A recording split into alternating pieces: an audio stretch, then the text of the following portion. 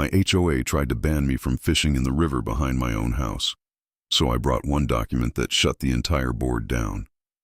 You will not believe the audacity.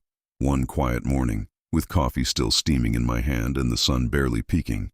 Over the trees, I opened my mailbox expecting nothing more than bills and junk mail. Instead, I found a bright red notice stamped with bold letters from the HOA. The color alone felt aggressive, like it was warning me before I even unfolded it. According to them, my fishing privileges to the river behind my property were officially revoked. Revoked. The word practically jumped off the page, as if they were granting me access out of generosity all this time.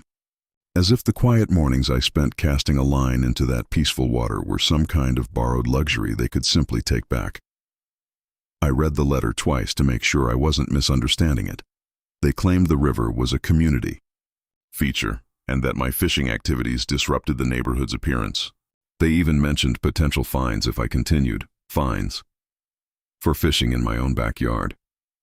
I stood there in my driveway, staring at the water glistening behind my house, and I couldn't help but laugh. Not because it was funny, but because it was unbelievable. The confidence, the nerve, the assumption that I would just nod politely and pack up my fishing gear forever. What they didn't realize, what they clearly hadn't bothered to check, was one simple, powerful fact. That river wasn't community property, it wasn't shared land, and it definitely wasn't under their control. In fact, the truth was far more interesting. And once they discovered it, the entire tone of this little power play was about to change. Completely. The letter went on to explain, in that overly polished, passive-aggressive tone HOAs seem to master, that the river was considered a community aesthetic feature. According to them, it wasn't just water flowing between two banks. It was part of the neighborhood's carefully curated image.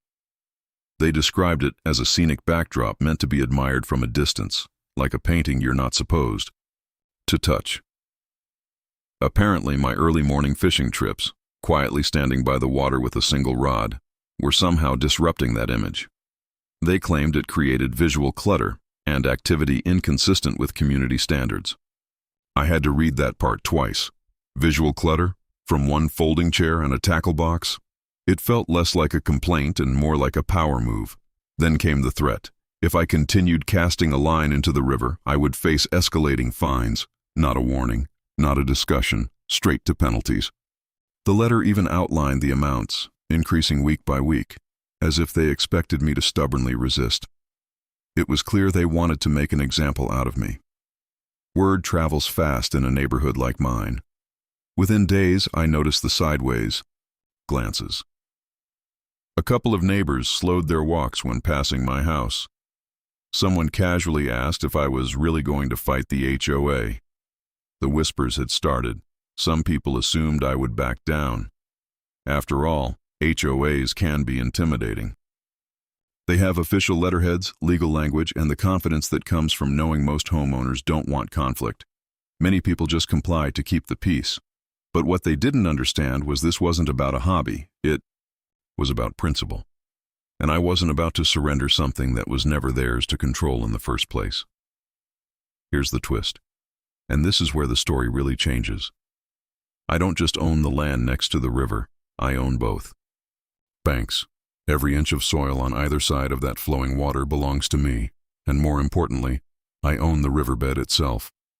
Yes, the ground beneath the water, the very foundation the river runs over, is part of my deeded property.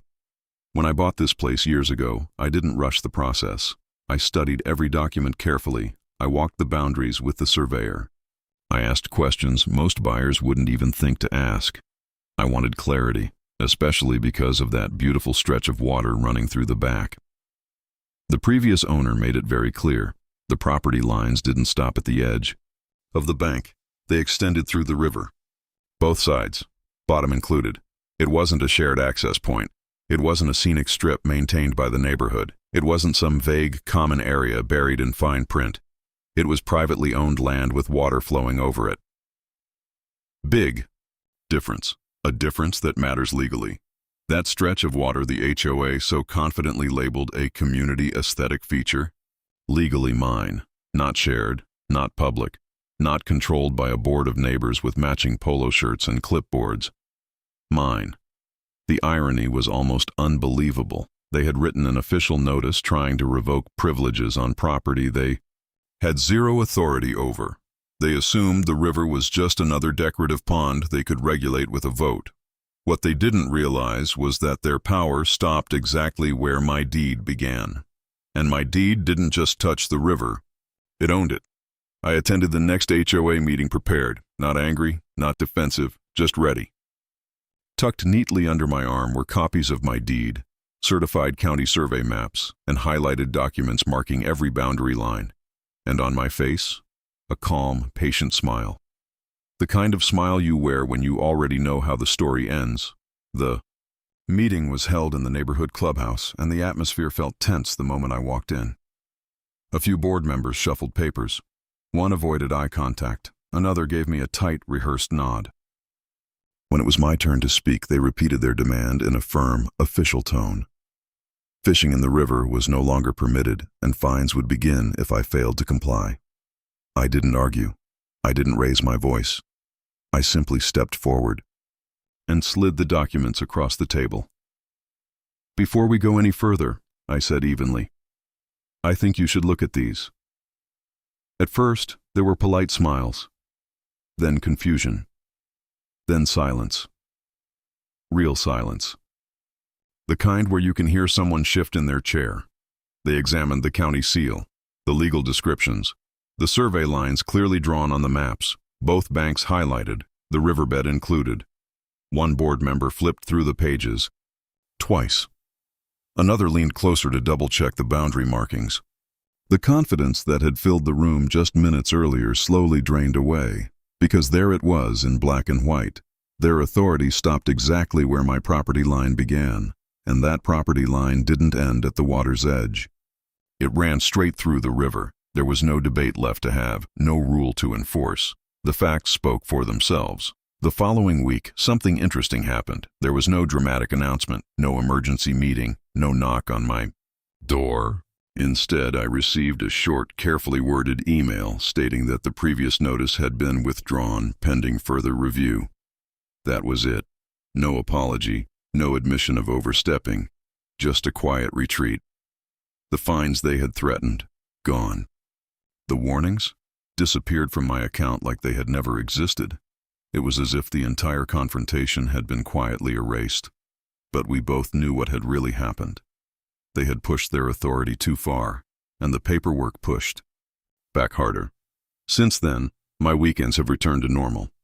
Early mornings by the water, the soft sound of the current moving over the riverbed, the peaceful rhythm of casting a line and waiting. No letters in the mailbox, no whispers from the board. Just calm. Every time I stand there now, I'm reminded of something important. Knowing your rights changes everything. The HOA counted on intimidation. They expected compliance without question. And maybe that tactic works sometimes, but not when the facts are solid and the ownership is clear. I never had to shout. I never had to threaten. I simply brought proof and let it speak. Sometimes people think power comes from being the loudest person in the room. But real power? It comes from confidence backed by truth, from understanding what you legally own and refusing to let someone redefine it. In the end, the biggest power move wasn't arguing at a meeting. It was standing firm, knowing that I didn't just own the view, I owned the ground and the water beneath my feet. If you enjoyed this story and love seeing power moves like this, make sure you hit that like button. It really helps the channel grow. And don't forget to subscribe so you never miss stories where the tables completely turn. Trust me, the next one is even crazier.